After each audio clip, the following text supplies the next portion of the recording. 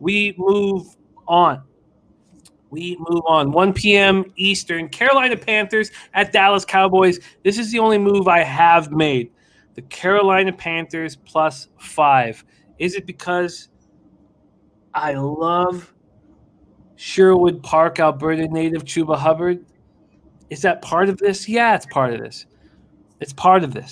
It's mostly about extra rest and preparations. The Cowboys feeling so goddamn good about themselves, and I want to attack this situation. I don't love the bet. I really don't. But I felt like I had to bet it. I felt that there was too much value in a spot where the Cowboys are coming off this 41-21 love fest, this ass slap fest where they're the greatest. And now they're on short rest and short preparation against a team on extra rest and extra preparation. Let's take a look at this market. It was moving when I bet it.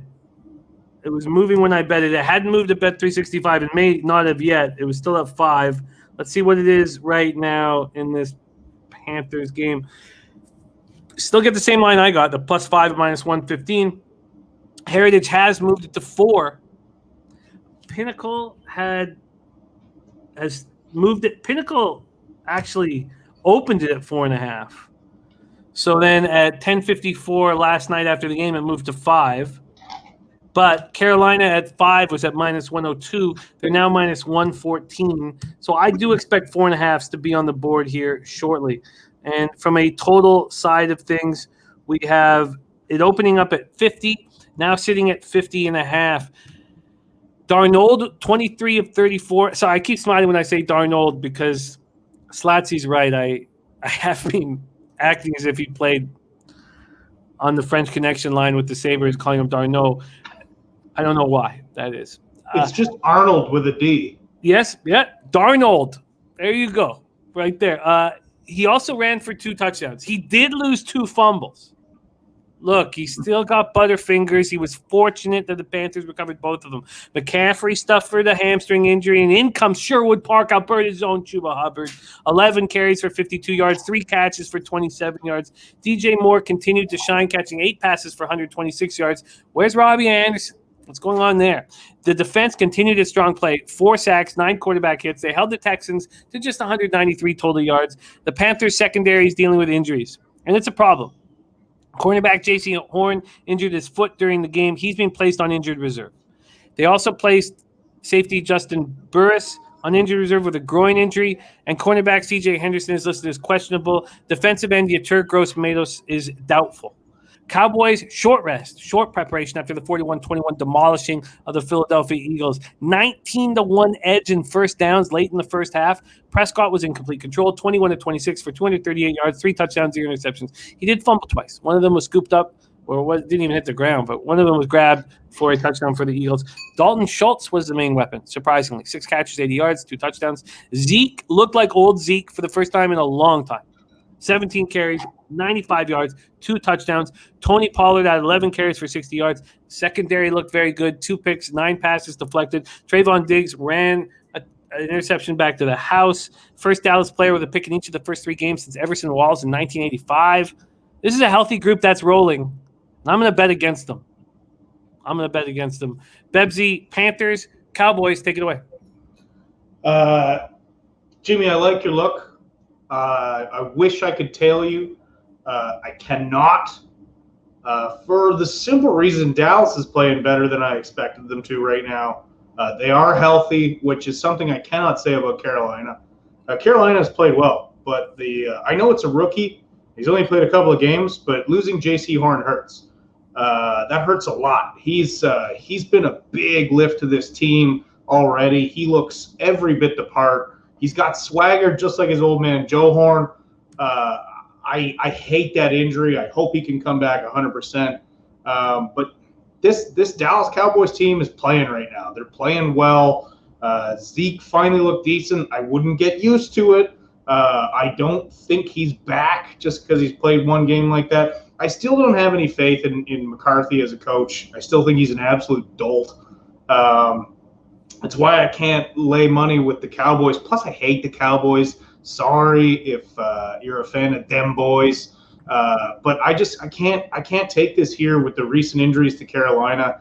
And I agree with something up with Robbie Anderson. I don't know why. He's had a previously great relationship with Sam Darnold, so I don't know why that connection's not happening. Maybe it will. Maybe he busts out this week. But also, obviously, the Christian McCaffery injury hurts a lot as well. So tough spot for the Carolina Panthers. I admire your courage here, but I can't do it.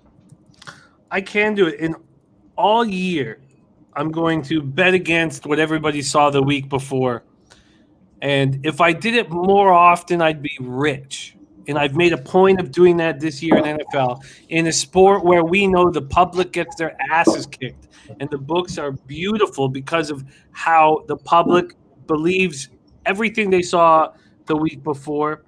And they bring in C.J. Henderson from the Jags. So first round pick last year, the Birdie says is a wash. Bebsie, one of the things here that Turnsey is saying, something that you took advantage of heavily last year. In fact, I thought about this when I was writing the notes in this game. I thought, I see Bebsie cashing in these double-up running back props. When is that going to turn to the Cowboys and Pollard? But Turnsey says, how long do they gift wrap the Pollard prop, Bebsie? Well, that's why I didn't touch it this week. To be honest with you, I was going to jump all over that again.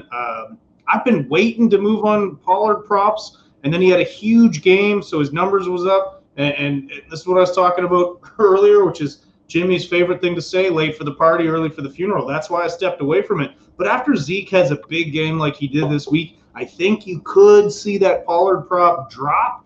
And so, yeah, that's something I'm definitely going to have a look at come the weekend and see if that's a live move for me. This could easily blow up in my face. But I'll tell you, to me, this is the perfect storm. You have the Cowboys dominating on a Monday night in front of everybody. Now they're on short rest and prep after dominating, and you're getting 5 points. I think this is a perfect storm for the Carolina Panthers to cover. Jimmy, if I were to bet this game, which I am not, yes, but if I were to bet, I would be on your side on this. I do like your look, and I appreciate your logic. For me, the big hang-up are the injuries to Horn and McCaffery, which is your best player on offense and one of your better players on defense.